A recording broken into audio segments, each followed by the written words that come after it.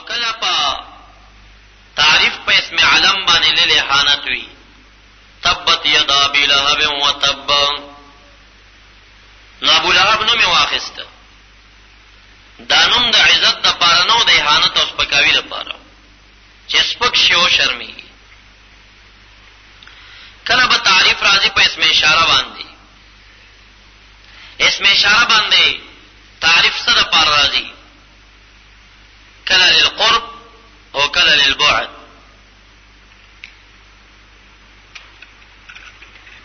حال قربی دا هغه معلومه او په دې قرب کې وضاحت وی.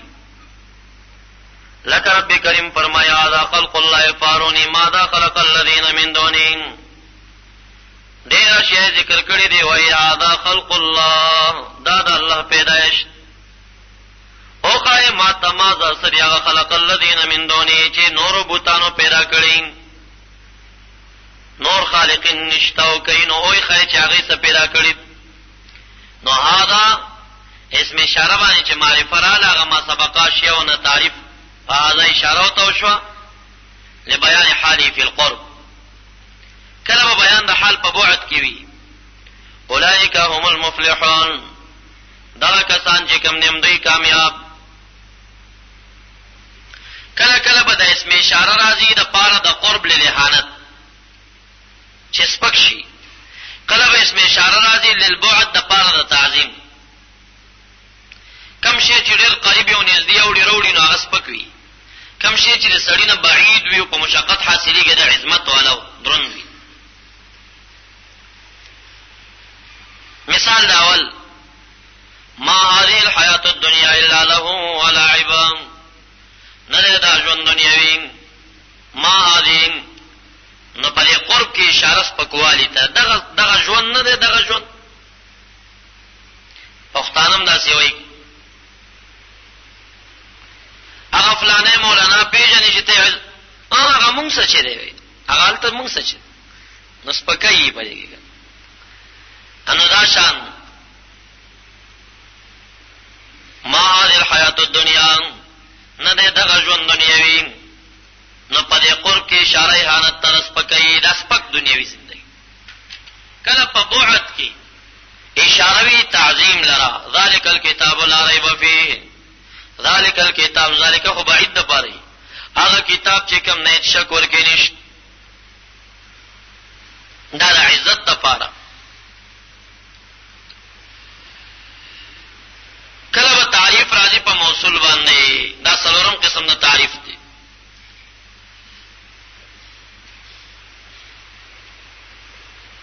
تعریف بالموصول د چند فوائد لپاره وي. اکثرا تعریف بالموصول للستر وي، للستر پردا چي بچا باندې. څنګه وراودته التي هو في بيتها عن نفسه، وراودته التي هو في بيتها، مراوده او مطالبه وکړه هو د یوسف علی السلام چا وکړه، نوم د زلیخی بی بناخل التي اغه زنانه وکړه هو چې د فی بیتها پکور داغه کېو. ګور التي موصول راوړه، تعریف داغه په موصول کله ستر پټه کې پرده په واچول، یاره چې الله په پردا چول نو بس مونږ تاسو تم پکار دي چې پرده د دې بیبي په شان کې ونه لګي. ډېر بيدینان ورته ځاني او د نور نسبتونه کوي، جاهلان. د بیره خبر ده چې یوسف علی السلام په نکاح کړي کې نه کړي، هغه موضوع اختلافي دي، خو لیکن دومره سپکه لهجه باندې دې ته نسبت کول او دا زانی وغیرہ فاسقین نسبت دا محض حماقت د خلکو دي. بس الہی دومره قدر کوي چې ستر به کوي. وراودته التي هو في بيتها، مراوده او مطالبه وکړه د دین التي هغه زنانه هو في بيتها چې دا پکور داري کې. نزلت دا تعریف بالموصول چې التي هو في بيتها ده دا لستر ده پرده ور باندې چي نو میوانه خستور. دویم مقصد په تعریف بالموصول کې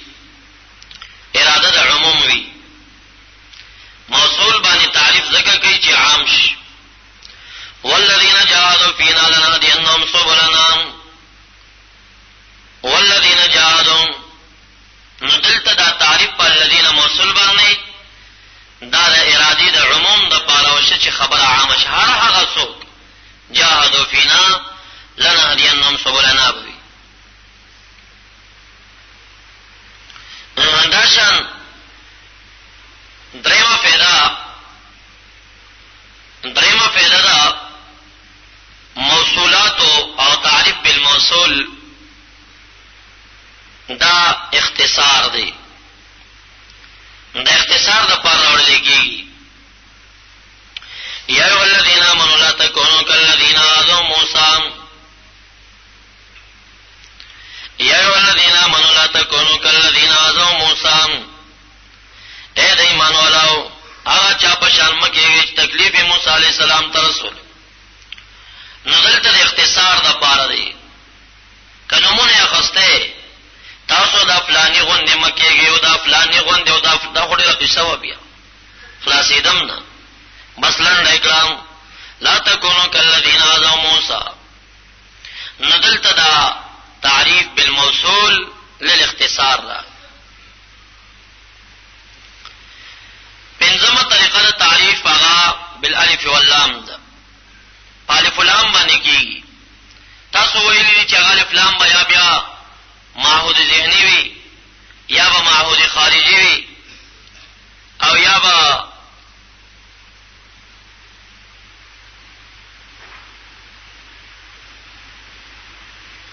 تیم خو خبرونه نه کنه مې ورستو کی.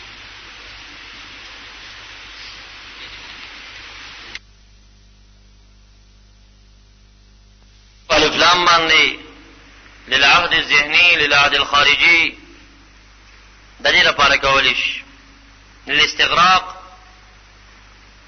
او لتعریف الماهیه والجنس. تاسو په کافیه کې ډېر ډزولي دي نه تکراروم. امثله مو یاد کړی دي. صرف دا خبره یاد کړئ چې تنکیر خوراغه تقریبا دا اتو معنیو د پاره للعدد للنوع لكليهما للتعظيم للكثرة لكليهما للتحقير للتقليل. تعریف راغه په پنځو شینو باندې بالضمائر باسم العلم بالموصول باسم اشاره بالالف لام. خدا خبر یاد کړئ چې دو معرفتین راشي یا دو نکرتین راشي، یعنی معرفه راشي ثانیا معرفه معاد شي، نکره راشي ثانیا نکره معاد شي، معرفه راشي ثانیا نکره معاد شي، نکره راشي ثانیا معرفه معاد شي. مراد به تسوي عام اصطلاح دا چې معرفه معاد شو معرفه صانعین اولای، کنه نکره معاد شي معرفه صانعین اولای، او نکره معاد شي نکره ثاني غیر اولای، او نکره معاد شي معرفه معاد شي نکره ثاني غیر اولای. یعنی په لنډه طریقه به دا سیات کوي چې ثاني ته بګوري. که ثاني معرفه وا کاول نکره وا که معرفه وا دا به عین اولای. ځکه په دې کې به اشاره هغه ماهیت ته کم چې مخکې ذکر شوی ده، کوم نکرنی کوم معرفن. او که ثاني چرتا نکره وا نو دا به غیر اولای. کاول به معرفه کنه کړي. ځکه په دې کې علن اشتره چې اشاره پکې هغه ته وشي. تعریف الور کې نشته.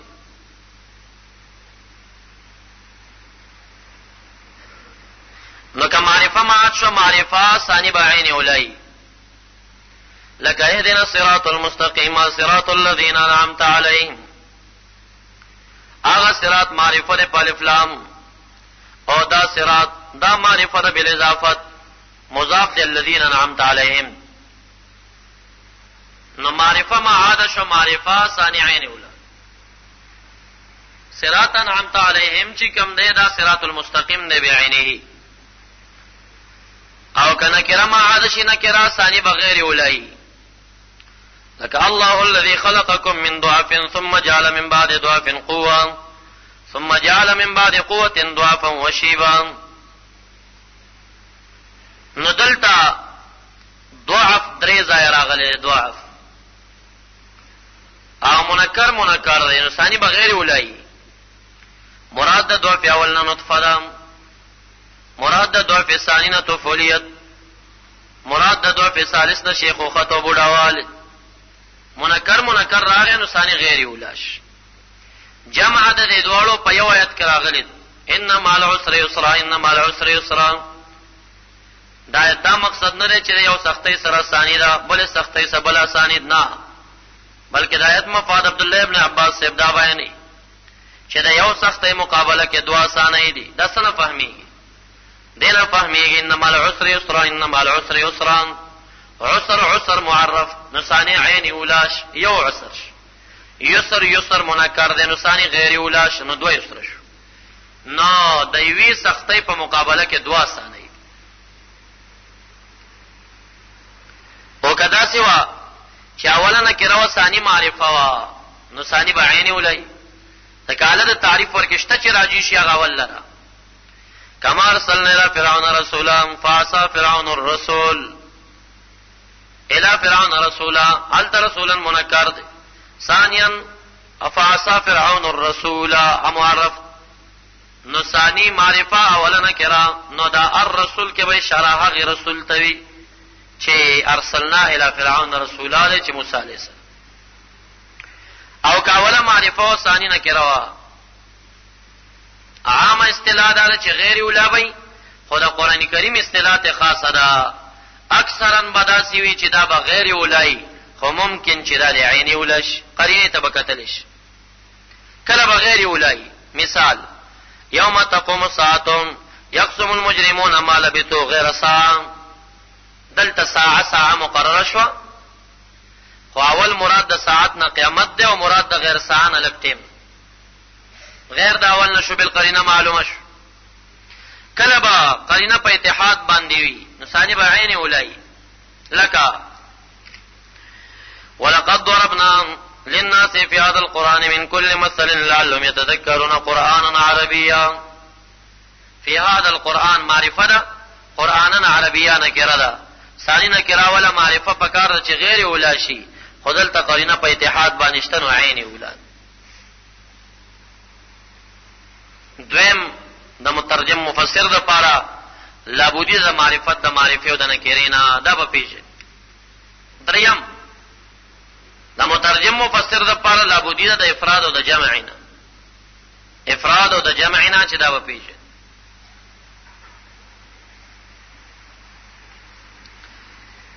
خو قرآن کریم کې څه خصوصیات دي هغه دا چې بعض الفاظ دي چې داغه جمع استعمالي خو مفرد نه استعمالي. اګه مفرد راوړي نو بیا دغه لفظ نه راوړي د دې مترادف یو بل لفظ راوړي. من جمله داغه نه لب د لب عقل توي. د دې جمع قرآن کریم کې شته خو مفرد نشته. اول الالباب خاوندان د خالص عقل. اول اللب نشته ذلب نشته بلکې د دې په ځای باندې تعبیر داغه نه بیا په قلب باندې کوي. ان فی ذلک لذکر لمن کان له قلب چاته چې زړه وي او عقل وي. نو دا هغه اول الالباب جمعنا چې کله مفرد اراده شي نو بیا مفرد داغه نه تعبیر په قلب باندې کوي لب باندې نه کوي. داغه وجه دا چې د لب د مفرد خشونت لري سختی لري جواب باندې. قران کریم کې داسې لفظ شته نه چې کې خشوي او داشان کوبه چې کوزي ته غړیداري کوزي ته وایي. د دې جمع په کلام شریف کې شته چې واقواب موضوعه خو د دې مفرد په کلام شریف کې نشته.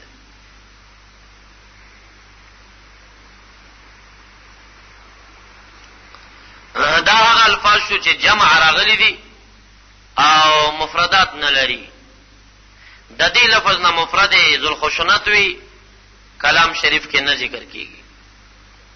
د دې په عکس باندې الفاظ دي چې مفردات په کلام کې شته خو جمع نشته. داغه مثال ارض د ازمکا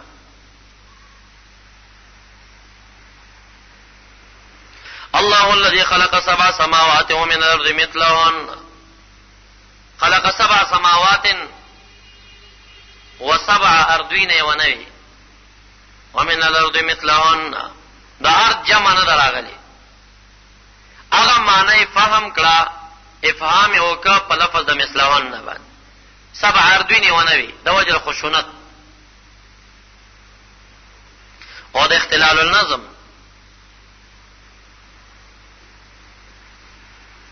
دا خو هغه بعض الفاظو چې جمع ذکر مفرد نه او بعض مفرد ذکر دی جمع. بعض الفاظ چې کلام شریف کې جمع او مفرد دواړه راغلي.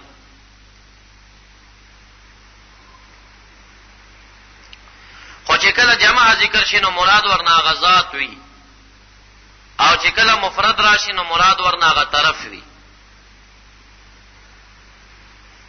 سبح لله ما فی السماوات و ما فی الارض. لفظ سماوات هم ذکر دی سما هم ذکر. خو جمع چې راځي د دې لپاره راځي چې هغه ذوات مراد دي او اسمانونه. آمنتم من فی السماء یخسف بكم الارض. او مفرد چې راځي نو مفرد د پاره دا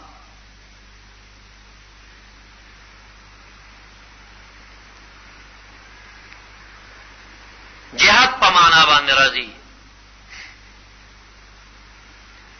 من جمله د دریم قسم نه چې مفرد او جمع دواړه قران کریم کې مستعمله ده خو معنی جدا جدا وي.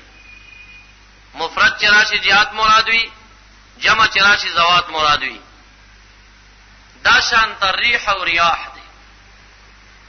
قران کریم کې ریاح هم ذکر دی ریح هم ذکر دی. خو ریح په کلام شریف کې هر هغه ځای کې راځي چې هغه باد د تعذيب او د عذاب وي او ریاح چې کوم ده هغه ځای کې راځي چې هغه د رحمت بادونه وي. ځکه به نبی کریم صلی الله علیه وسلم دعا کوله چې باد براواله ته چې اللهم اجعلها رياحا ولا تجعلها ريحا. ریاح وګرځي خو ریح مګرځي.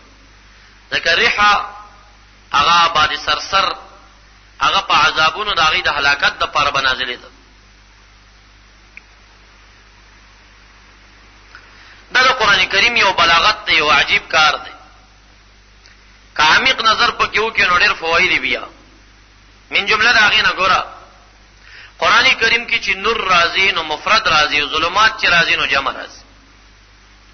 ځکه نور رڼا دا یو رڼا ده چې دین اسلامي د الله د جانب نه راغلی دی او تیاری ډېری زیاتی دي. تیاری ډېری زیاتی دي په مختلف شکلونو باندې.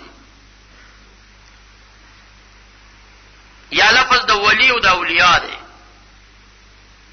الله ولی المؤمنین مفرد راځي اولیاءهم الطاغوت جمع راځي.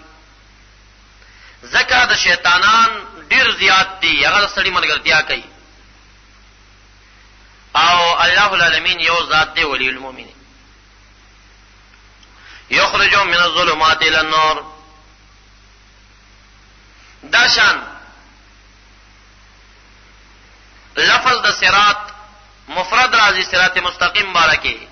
لفظ د سبل جمع راځي ځکه ډلې او طریقې دا غي ډېر زیات دي. ان هذا صراط مستقيما فاتبعوه ولا تتبعوا السبل فتفرق بكم عن سبيله. سبل جمع کړه د ډېرو لارو پسې مزي بس یو صراط پسې لاړ چې صراط مستقیم. من جمله غینا لفظ د مشرق او د مغرب دی چې مفرد هم راغلی تثنیه هم راغلی جمع هم راغلی. مفرد چې راشي نو مراد ورنه جهاد مراد وي.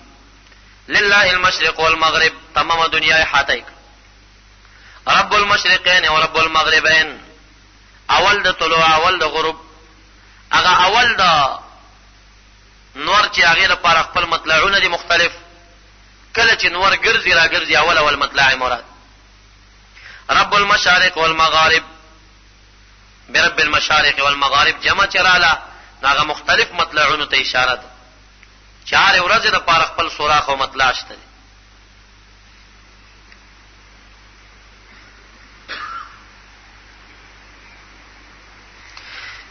دا شان قران کریم کې چند الفاظ دي چې وهم د ترادف پې کیږي خو مترادف نه دي. من جمله دا غینه خوف ده او خشیت ډیر زیات مکرریږي. سړی ګمان کوي چې خوف او خشیت به یو څه وي خو خشیت جدا شی دی او خوف جدا شی. خشیت د خوف نه اعلی درجه یې طویل کیږي. ماخوذ د شجره الخشبتن ای یابستن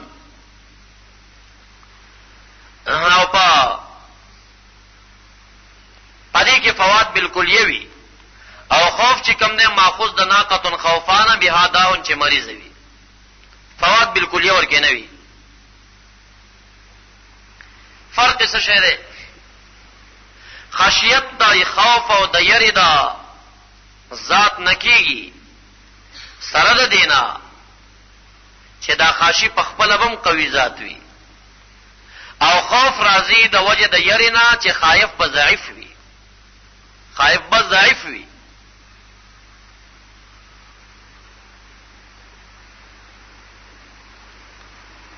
انبیاء علیهم السلام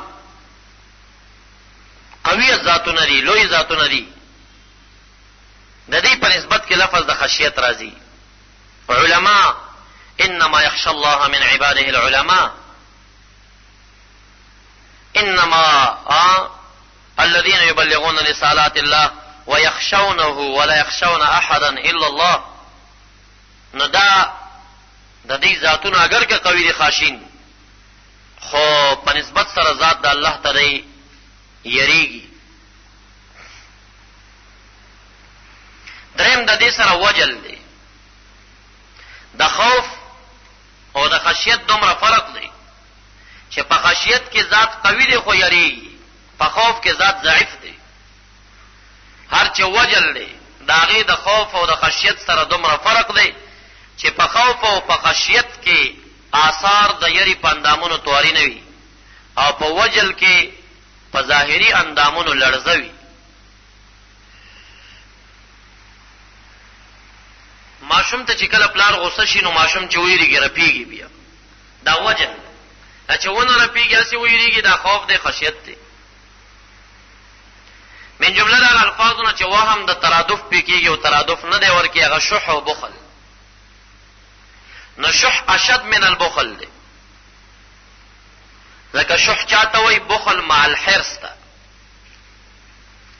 او بخل فقط یوازې سختی د مال ته.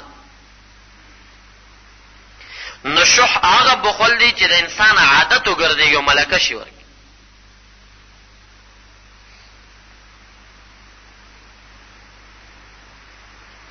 من جمله د هغې نه سبیل او طریق دی.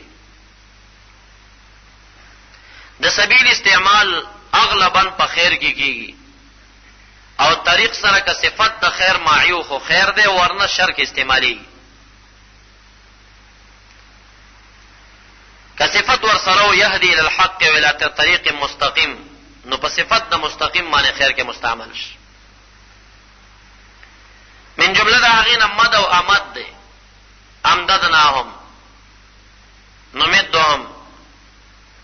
نو مد او د امد په منځ کې فرق دا دی چې د امداد استعمال په محبوباتو کې کیږي و امددناهم بفاکهة، او د مد استعمال په مکروهاتو کې کیږي و نمد له من العذاب مدا. دا فرق.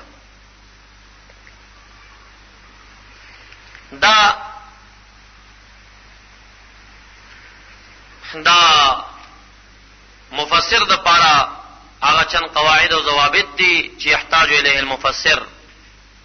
من جمله د هغې نه لابد منه چې مترجم مفسر به پیژني فرق دی په منځ د عام او د خاص کې، چې دی به عام او خاص پیژني. د عام او د خاص په منځ کې به دی فرق پیژني او په عام کې به عام مخصوص البعض د عام غیر مخصوص البعض نه بیلولی شي.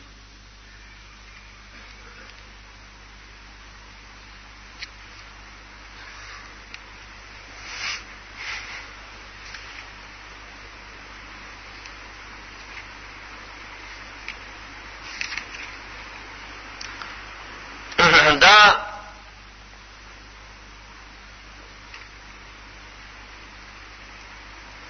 صيغه تعمیم په کلام شریف کې یا لفظ د کلو دی. عام چې معلومه د کلو نه بفهمیږي. کل نفس ذائقة الموت، الله خالق كل شيء. یا تعمیم فهمیږي د الف لام استغراقینا. والعصر ان الانسان لفی خسر، هر فرد د افراد د انسان نه په خسر کې دی په دلیل د استثناء باندې چې الذین آمنوا دی. وحل الله البيع، هر بيع حلال کړي. السارق والسارق والسارقه فاقطعوا، هر سارق او سارقین. دریم نکره فی سیاق النفی افاده د عموم او د استغراق کوي. فلا رفث ولا فسوق ولا جدال في الحج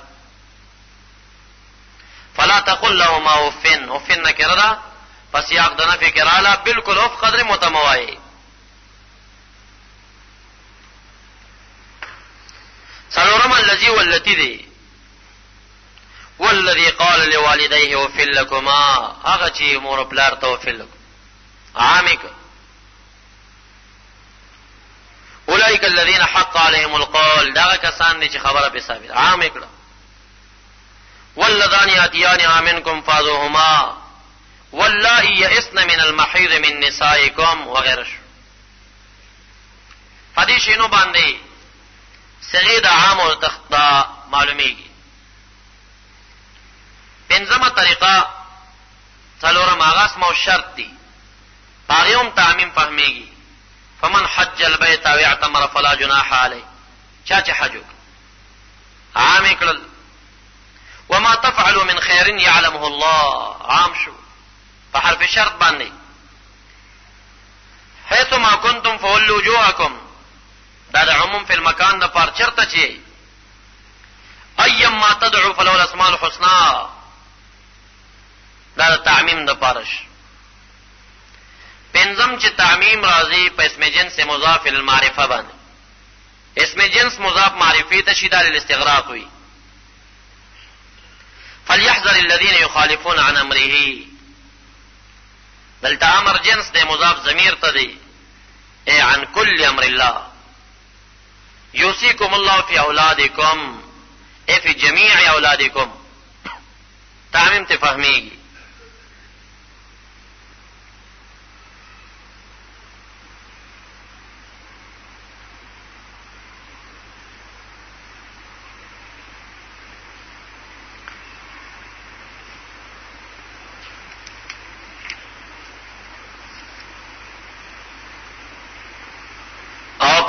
کې یو قسم د عام دی چې هغه ته عام مخصوص البعض وایي. دا عام مخصوص البعض تخصیص د دبه کله متصل وي او کله به منفصل وي. مثال د تخصیص متصله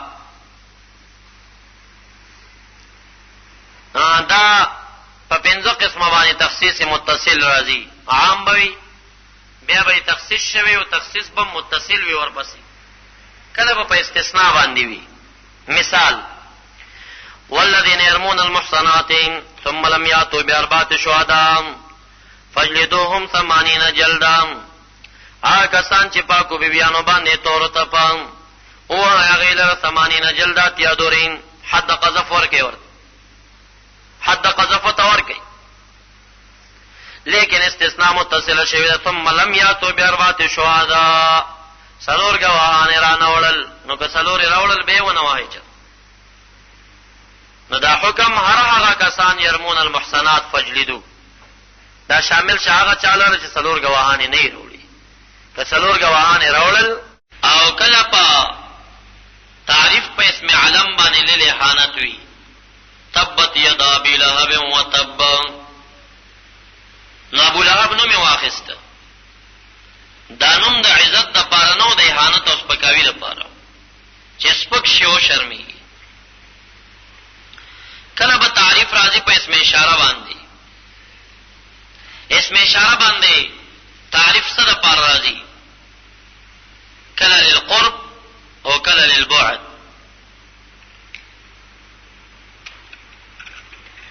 حال قربی دا هغه معلومه او په دې قرب کې وضاحت وی.